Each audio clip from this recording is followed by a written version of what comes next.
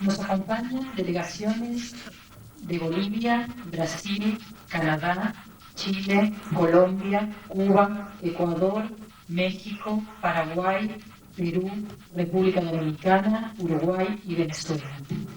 También delegaciones del interior del país e invitados de Italia, Alemania y España.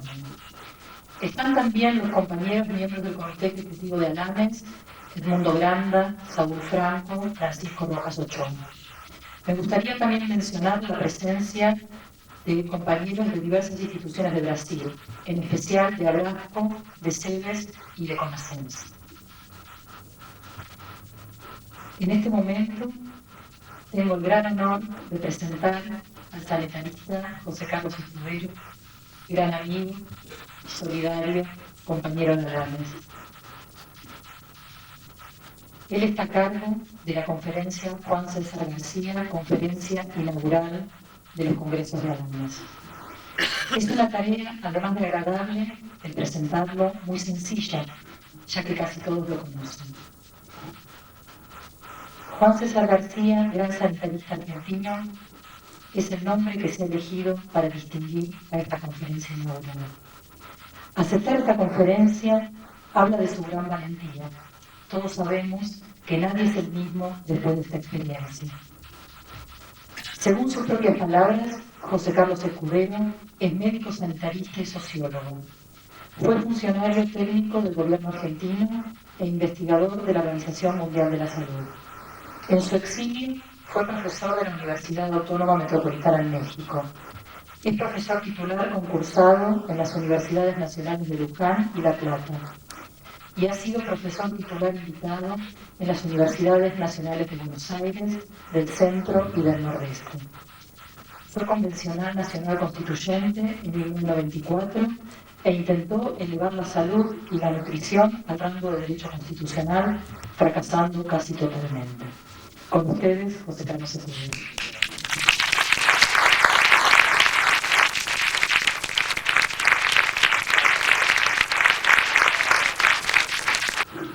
Autoridades, amigas, amigos. El título de la conferencia es La salud que tenemos y la que podríamos tener. Yo estoy aquí por razones coyunturales y me doy cuenta que me estoy beneficiando de una estructura que fue armada por quienes organizaron este congreso. Así que nosotros estamos ahora aprovechando lo que hicieron otros. Estos otros que hicieron esto lo hicieron sin ninguna expectativa de beneficio económico, cosa que en este momento parece raro, porque en este mundo, en este momento, pareciera que el acicate económico es el único motor de las iniciativas individuales.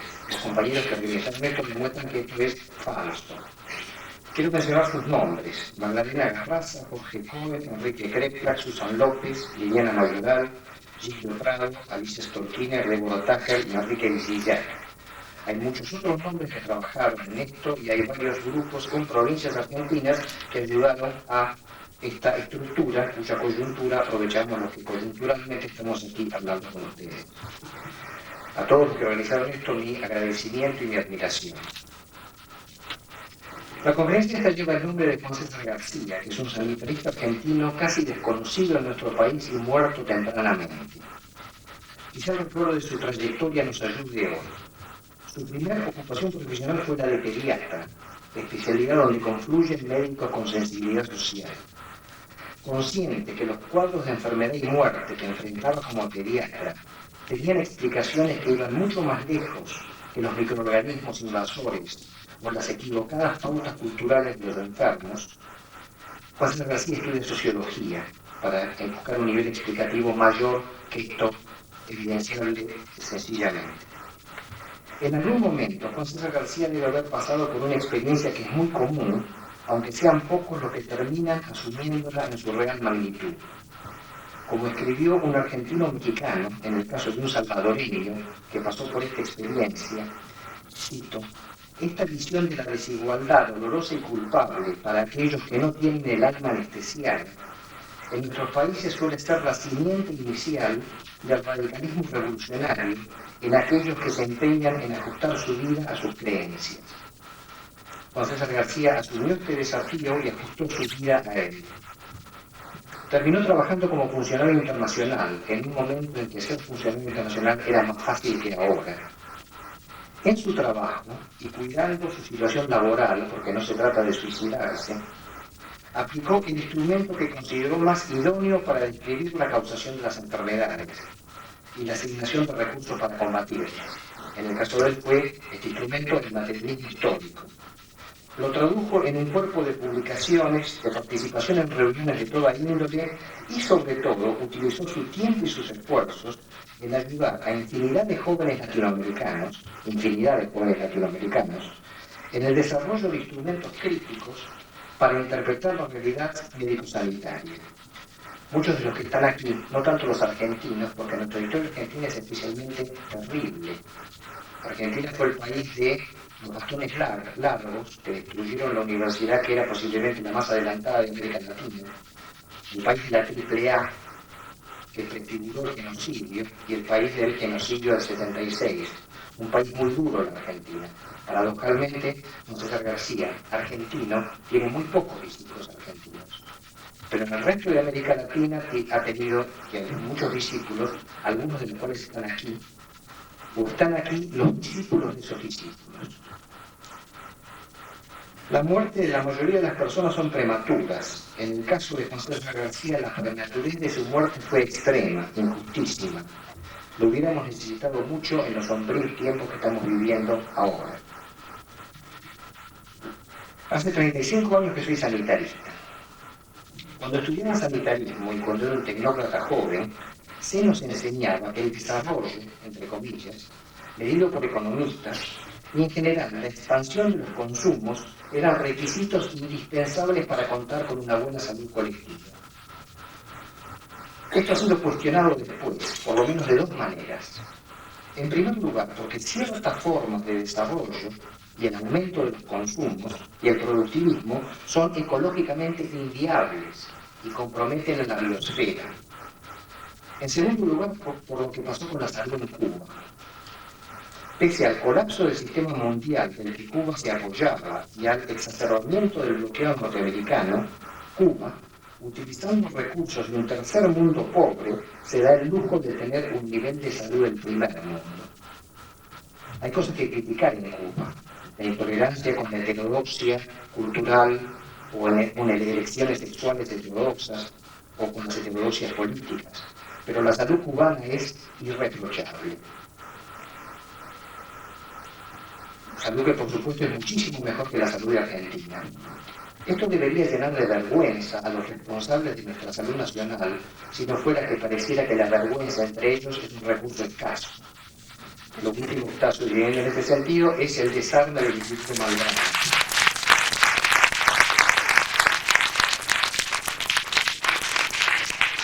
Si vemos a Cuba desde nuestra desmantelada perspectiva sanitaria argentina, se nos aparecen inmediatamente dos palabras que empiezan con V. Voluntad, primera palabra. La salud depende menos de lo que pensábamos hace años de factores exógenos a ella, y depende mucho más de la voluntad política de buscarla. Y vergüenza, porque nuestro país, tan lleno de dinero y de recursos, tan lleno de asesores financiados por el Banco Mundial, tan lleno de discursos retóricos, tiene comparativamente con Cuba una salud tan mala. El caso cubano es una demostración extrema de lo que el siglo XX ha evidenciado, la posibilidad por parte del Homo sapiens de modificar, para bien o para mal, su entorno. En este siglo, la mortalidad primero y la fecundidad más rápidamente y más tardíamente que la mortalidad han descendido a niveles tan bajos que hubieran sido inimaginables cuando empezó el siglo, que inclusive hubieran sido inimaginables hace 30 o 40 años.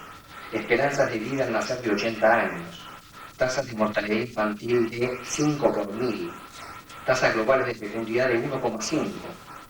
Hace un siglo hubieran sido inconcebibles, hace 40 años hubieran sido sorprendentes, están sucediendo ahora.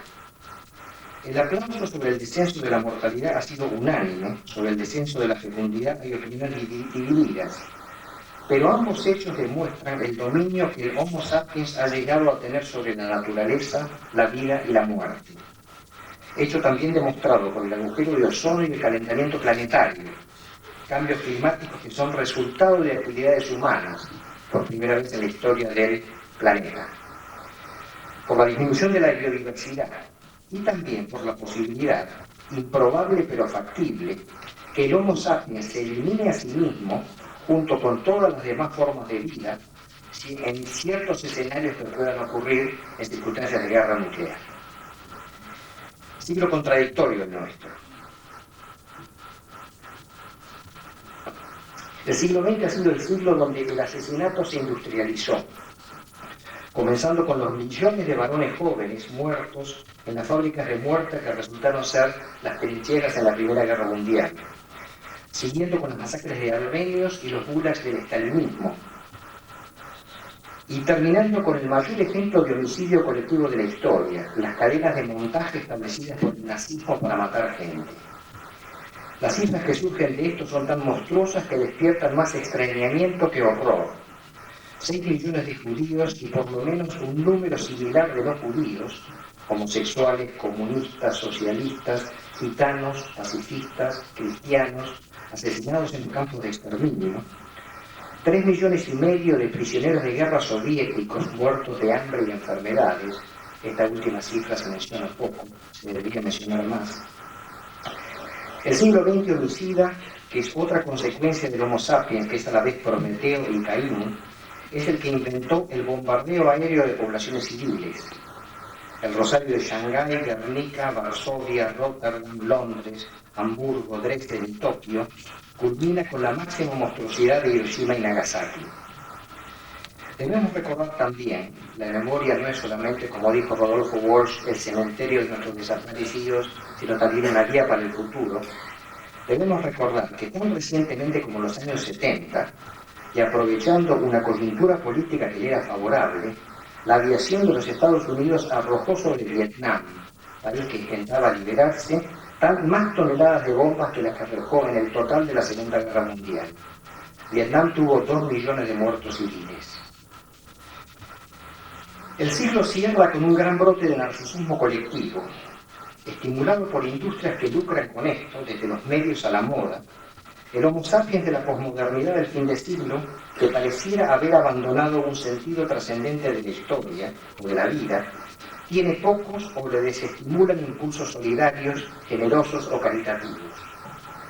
Aparentemente convencido que la vida no es otra cosa que una sucesión de instantes que deben gozarse, entre comillas, cada uno por separado, impulsado por la posmodernidad a lo efímero y lo fragmentario, este individuo incrédulo, escéptico, que se siente impotente ante las fuerzas que condicionan su vida, se ha lanzado a consumir drogas como nunca en su historia. La más importante de estas drogas, la que enferma y mata muchísimo más que todas las demás juntas, es el tabaco. Droga legal, cuyo libre consumo está garantizado por la industria tabacalera y su poder. Es por eso que los funcionarios y muchos de los intelectuales que tratan el tema de la droga apenas se refieren al tabaco, que todos los años mata en el mundo a 3 millones de personas. Creo que estos funcionarios intelectuales se han convencido que soslayar el tabaco como la droga más dañina les reporta un presente y un futuro prósperos. Analicemos el panorama sanitario mundial y latinoamericano que desafía la sapiencia, la voluntad y la ética de los trabajadores de salud. Veamos qué se puede hacer para modificarlo favorablemente. Las cifras anuales de este genocidio silencioso son tan enormes que, al igual que las víctimas de Stalin y Hitler, generan extrañamiento de nuevo, no horror. Además, se han vuelto familiares y son a veces repetidas por quienes tienen alguna responsabilidad en su ocurrencia. 10 millones de personas en el mundo mueren todos los años de desnutrición combinada con infecciones y parasitosis. 3 millones mueren de tuberculosis. 2 millones mueren de paludismo. La enorme mayoría de estas muertes son evitables con insumos de conocimiento, tecnología y capital mínimos. En nuestro propio país, Argentina, 2/3 de las muertes infantiles son evitables, porcentaje que no ha cambiado en los últimos 14 años. Como digo, estas cifras son un lugar común, las repite todo el mundo. Creo que lo que nos corresponde a nosotros es repetir estas cifras, pero además preguntar ¿por qué? Un clásico dijo: feliz es aquel que conoce la causa de las cosas. Conocer las causas no nos debe dar felicidad, debe acicatearnos en nuestra lucha y en algún momento nos dará además el pequeño placer, porque en la vida hay que darse pequeños placeres, de poner incómodo a algún tecnócrata del establishment cuando le preguntemos ¿por qué sucede esto si podría no suceder? Ciertas enfermedades están aumentando epidémicamente en el mundo, no solamente aquellas debidas al empobrecimiento de los pobres y al calentamiento planetario, sino enfermedades aparentemente tan insólitas para un epidemiólogo tradicional como el aumento de la violencia, a la que son empujados los marginales y los desesperados, el aumento de los accidentes de trabajo, porque un capitalismo cada vez más salvaje avanza sobre los derechos de trabajadores cada vez más sometidos, de los accidentes de tránsito, porque se privilegia el automóvil particular, objeto supremo de acumulación capitalista, por sobre sistemas colectivos de transporte, que son menos peligrosos, menos contaminantes y consumen menos recursos no renovables. Lo social condiciona la salud, por supuesto, y el voluntarismo que podemos experimentar al observar ejemplos como el de Cuba no nos debe hacer olvidar que fue en todas las áreas de la política social, empleo, seguridad social, vivienda, educación, desmercantilización de necesidades, sistema impositivo, y no solamente en acciones de salud, que se puede explicar este éxito de la salud cubana. A nivel mundial, la tendencia que están llevando las políticas sociales en todo el mundo capitalista es desalentadora. La crisis mundial que comenzó a fines de los años 60 puso fin a 25 años de mejora constante en los niveles de bienestar. El auge de un mercado especulativo de capitales, a partir de los años 50, primero eurodólares, luego petrodólares, ahora también narcodólares, obligó a quienes dictan las políticas financieras del mundo a ciclar estos capitales. Países democráticos que no se estaban endeudando con suficiente rapidez, como Chile, Argentina y Uruguay, sufrieron golpes de Estado, que fueron vistos con beneplácito por la comunidad financiera internacional y que comenzaron para ellos, además de los correspondientes genocidios, un proceso de rápido endeudamiento internacional. De esta forma, la deuda externa no es la causa, sino una consecuencia de la crisis. Y su pago, a través del ajuste, se convierte en un disciplinador social, en el cual los pobres, que no contrajeron la deuda, ven su nivel de vida deteriorado por el ajuste, mientras que las oligarquías que sí contrajeron la deuda están cada vez más separadas de estos pobres, económicamente, culturalmente y hasta territorialmente. Además, la pobreza de los pobres aumenta porque las oligarquías siguen generando esta pobreza siguiendo los conceptos del Fondo Monetario Internacional y del Banco Mundial. Las políticas sociales que estos organismos promueven, mercantilizadoras, descentralizadoras, procíclicas, reductoras del gasto social pero no del pago de la deuda, causan más enfermedades y muertes que 100.000 brotes de antivirus. La Argentina ha sido especialmente golpeada por estas políticas antisociales. En apenas 20 años, del año 76 al 96, 20 años históricamente es un lapso insignificante, la pobreza argentina se triplicó, el desempleo se casi cuadruplicó, la deuda externa se multiplicó por 12 después de vender activos del Estado por valor de $25.000 millones. El 40% más pobre de la población, que el año 71 controlaba el 20% del ingreso, pasó a controlar el 11% del ingreso. El poder adquisitivo de los salarios de los trabajadores bajó un 30%. El poder adquisitivo de los jubilados bajó un 50%. Hoy, 17 países de América tienen una mortalidad preescolar menor que la Argentina. Estamos en el lugar 44 mundial en producción de agua potable, en el lugar 52 mundial de mortalidad infantil. Irónicamente, tenemos el más alto gasto en salud por habitante de América Latina y el tercer más alto gasto en salud del continente americano, detrás de Estados Unidos y Canadá. ¿Qué hacer? En el fondo, todos los que hacemos política somos voluntaristas, y no seamos inocentes, todos los que hacemos salud pública hacemos política. Aunque a veces descreamos del voluntarismo como motor de la historia.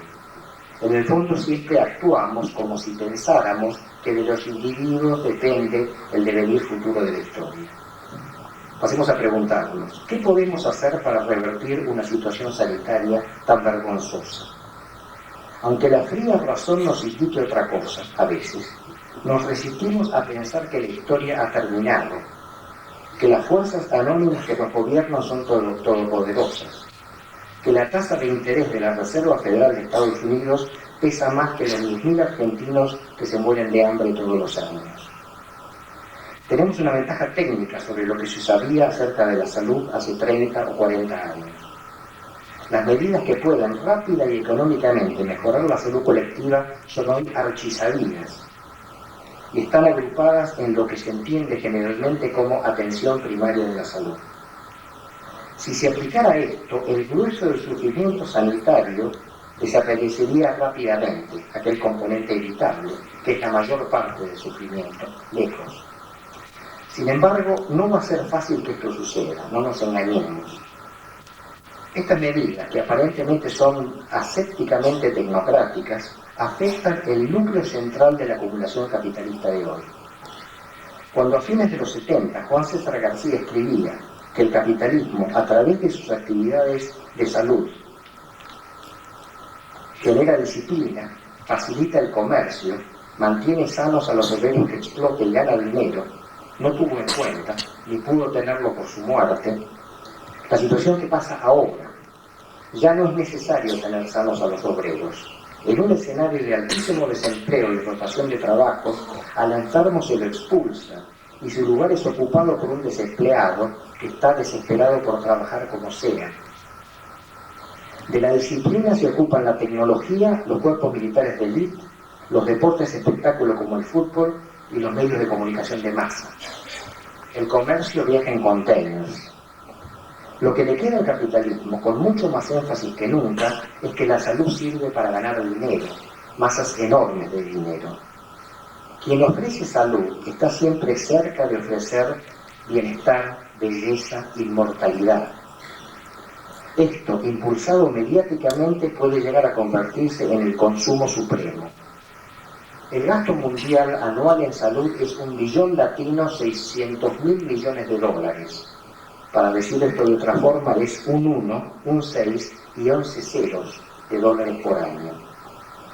El 60% de este gasto lo hacen los gobiernos del mundo.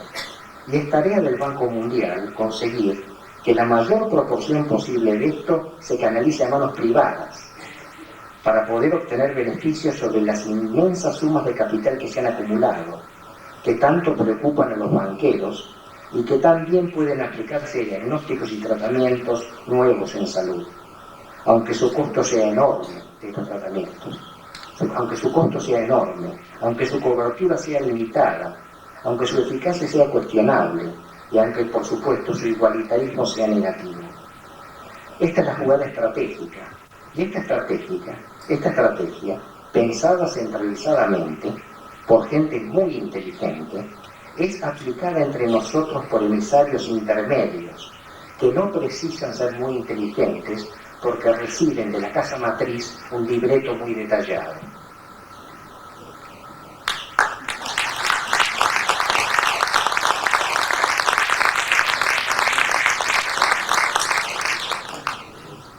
Ante los planteos que hace el Banco Mundial, intentando, en nombre del ajuste, normatizar la salud de los países, nos llenamos de preguntas. ¿Por qué? Si el gasto mundial en medicamentos es de por lo menos $250.000 millones anuales, se hacen recomendaciones tan débiles y generales para reducirlo, en contraste con las recomendaciones tan estrictas, vinculantes y presionantes que hace el Banco Mundial para imponer la autogestión hospitalaria. Este gasto enorme en medicamentos no tiene justificaciones farmacológicas ni económicas, y sería lo primero que habría que reducir. No los sueldos o los puestos de trabajo de los trabajadores de salud, ni la cobertura de los programas sanitarios, ni la gratuidad de los servicios.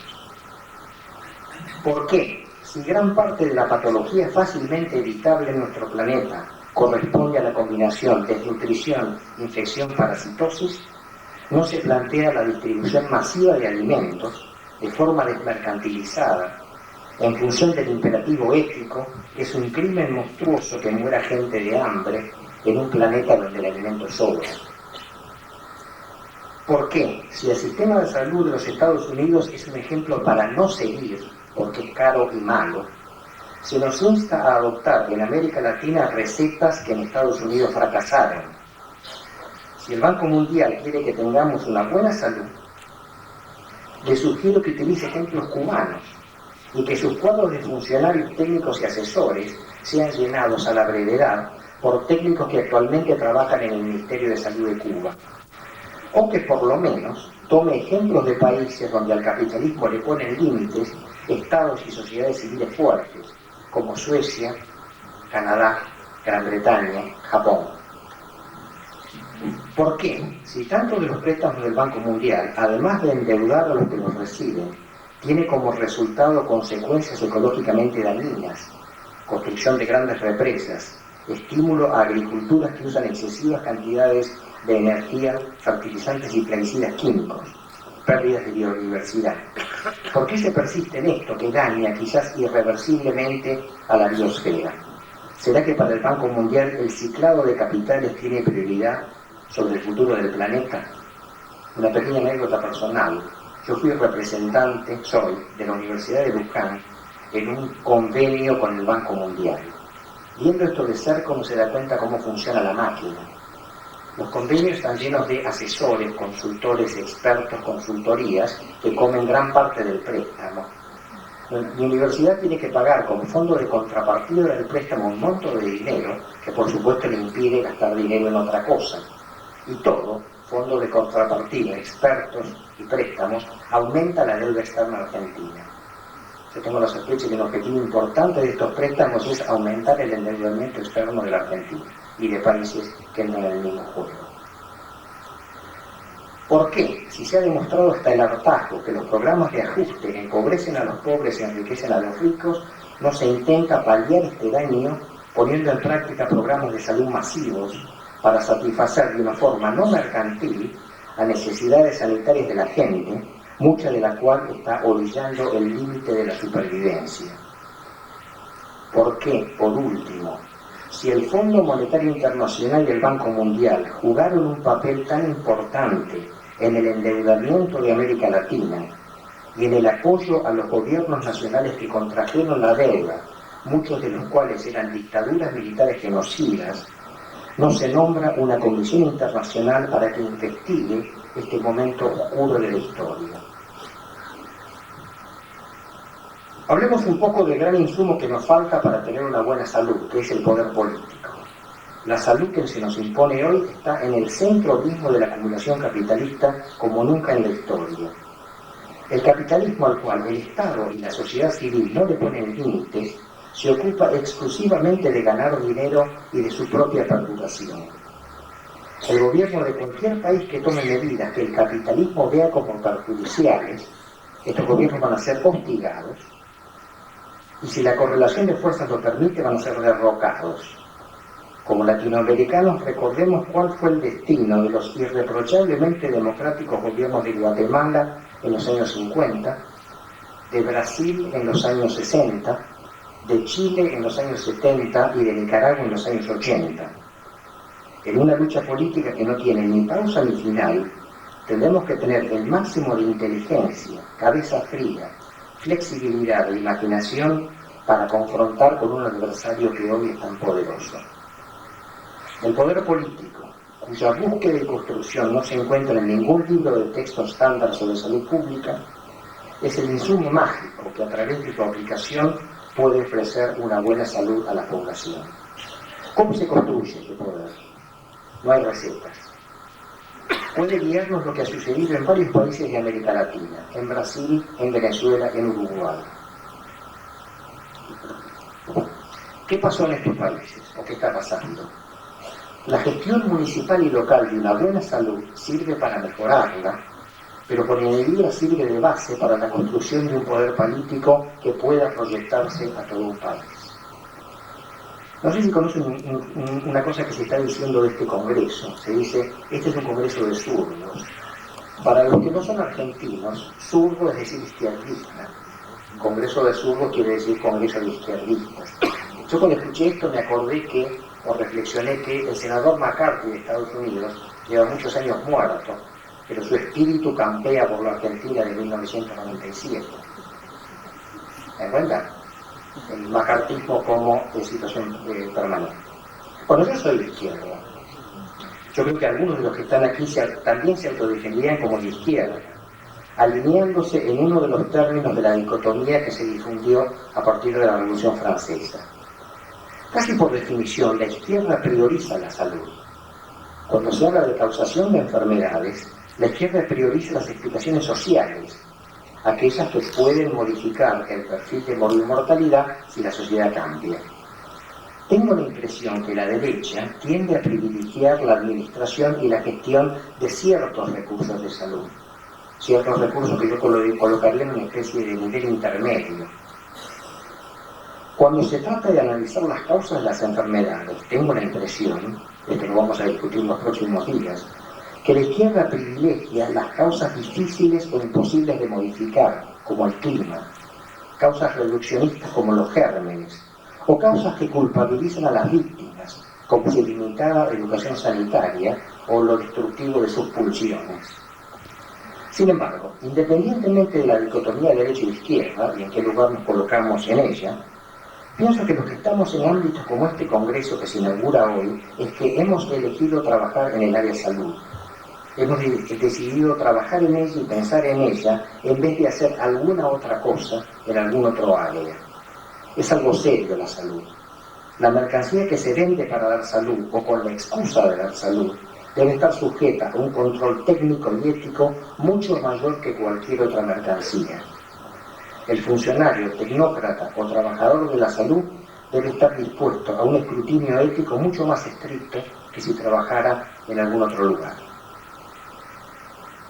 Decir gente de izquierda es empezar a usar la palabra socialista, que tiene acepciones múltiples y contradictorias. Yo creo que el socialismo en salud, que yo comparto, está en gran parte por construirse todavía. Los socialismos reales que existieron hasta hace poco tuvieron un comportamiento en salud muy contradictorio, un gran desprecio por el cuidado del ambiente y un deterioro sanitario en los últimos años de su gestión que contribuyó a su caída y que fue reemplazado después por un deterioro todavía mayor, este último de la mano del capitalismo salvaje. En términos de derechos humanos debemos recordar los genocidios, las represiones y las limitaciones a las libertades públicas de estos socialismos, con su daño a la salud física y mental de sus ciudadanos. Debemos recordar que las dos hambrunas que mataron más gente en el siglo XX sucedieron en países del socialismo real, en Rusia y Ucrania, entonces soviéticas en los 30, y en China en los años 60. ¿Qué podemos postular para la salud, para esta construcción que tenemos que hacer? Déjenme hacer una serie de propuestas que hoy son absolutamente utópicas en función de la correlación de fuerzas vigente hoy. Primero, satisfacer de forma no mercantil necesidades humanas en salud y nutrición. Muchas de estas necesidades pueden ser definidas sin siquiera salir de la biología.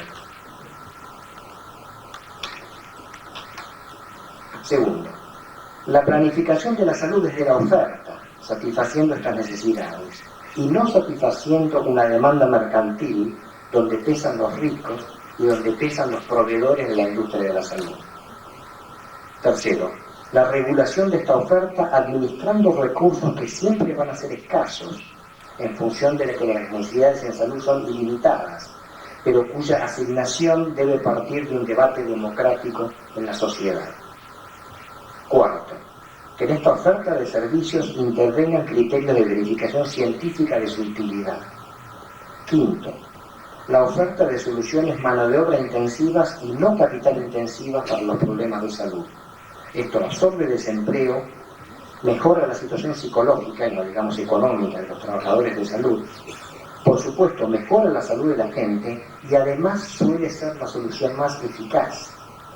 Las soluciones capital intensivas que propone el capitalismo tienen que ver con su búsqueda de beneficio más que con la lógica científica.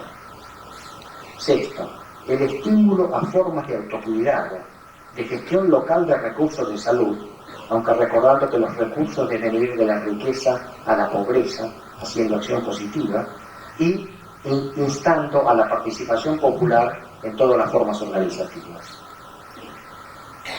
Debemos postular siempre que uno de los objetivos máximos de la organización social debe ser maximizar la vida, la salud y el bienestar del Homo sapiens. ¿Cuál objetivo social puede ser superior a esto? Debemos procurar la maximización del potencial genético de crecimiento y desarrollo, la minimización de la morbimortalidad y la posibilidad de que los Homo sapiens elijan lo más libremente posible sus destinos individuales. Comparado con esto, empalidecen todas las propuestas de la sociedad de consumo, que hoy día desaparecen o deberían desaparecer. Creo que nos hemos juntado en el congreso que se inicia hoy porque casi todos nosotros luchamos todos los días para conseguir una mejor salud colectiva o para comprender cuáles son los obstáculos que impiden que la logremos. Tener una buena salud no es difícil, lo demuestra Cuba, lo demuestran nuestros países vecinos y hermanos que tienen una buena medicina preventiva, tan buena que nos avergüenza como argentinos gastando no más de $15 por habitante año. Me permito recordar que con el monto de solamente una de las muchas coimas que hoy están siendo investigadas por la justicia argentina, se podría dar una buena medicina preventiva a 2 millones de ciudadanos argentinos por año, muchos de los cuales están muriendo de enfermedades evitables, cuyas cifras de morbimortalidad nos avergüenzan si las comparamos con lo que gastamos en salud, un gasto desnaturalizado por la corrupción, la ineficiencia y el seguidismo a lo que nos dicta el Banco Mundial. Como dice Alfater, el capitalismo ha logrado hacer desaparecer al tiempo y el espacio para un capital que, convertido en un impulso electrónico, atraviesa todas las fronteras buscando beneficio, a la velocidad de la luz. Y agreguemos nosotros dañando la salud, la nutrición y la ecología mientras hace esto. Debemos luchar contra este panorama con que nos enfrenta el fin de siglo. Nuestra visión de la salud como un bien no mercantil que se distribuye de acuerdo con las necesidades humanas puede parecer utópica, pero como dice Galeano, la utopía es lo que nos hace marchar, nada más.